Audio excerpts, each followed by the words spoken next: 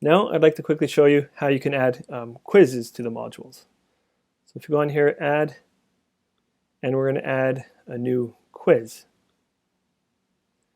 Okay, and it's worth mentioning, quizzes are a big topic. This can have more time spent on all the different features of quizzes. So I'm just going to show a few things quickly. But I'm going to add a new quiz. We'll give it a name. I'll call it the Week 9 quiz. Let's add that. And what that's done is just added a shell of a quiz. Right now it's a completely empty quiz. If we click on that, we can go in and edit it and fill it out. So let's go here and edit the quiz. So we can see here's the name of the quiz. Here's any instructions we'd like to give to students. So anything that we want students to know about the quiz, any info they need. There's a few options. The quiz type, if you'd like the quiz to be graded or just a practice, so if you'd like it to be for points or not. And I often make use of the ungraded survey when you want to put something like a poll to get some info or feedback from students, but you don't want it to be like a quiz or you don't want it to count for grades.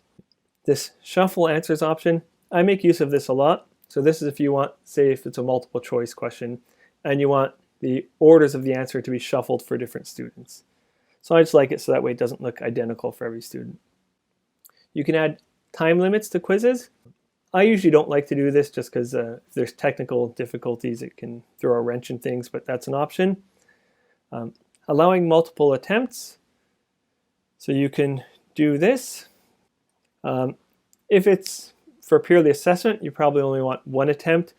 I often give a few attempts if they're kind of knowledge check quizzes, and you can also leave it at unlimited attempts if you really want it to be for practice, but not counting at all.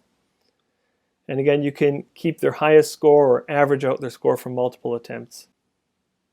Some options here you can look at as you're working through quizzes, but do you want to let students see the responses and whether or not their answers were correct after they submit their answers, or can they see it after they answer question 1, will they see the answer, and so on. You can also let it know when it will show them all the correct answers. So if you want to wait, say, a few days or a week before giving the correct answers out. And then you can select when is the quiz due, when will it be available and visible, and when will it stop being visible.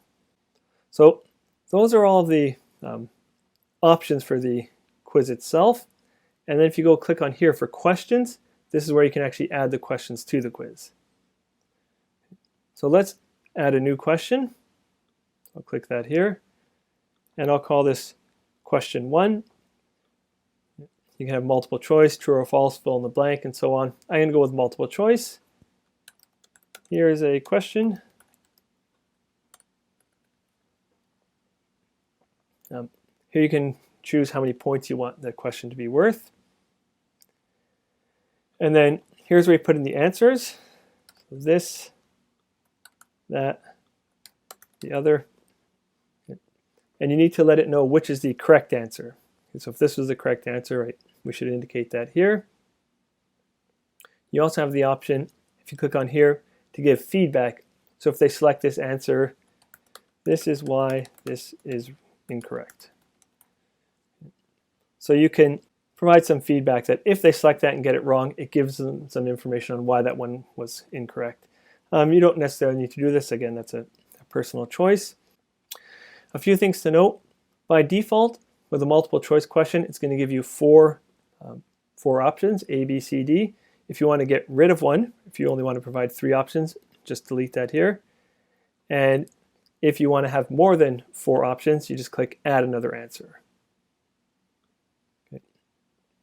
Once that's all done, you can update that question and you can save. Okay, now you've created that quiz. So let's go back to the modules. So this is all the content we filled in so far. I'm going to move this up. I'd like the students to see the quiz before they go to a discussion board. So again, we can organize this in the order that we like.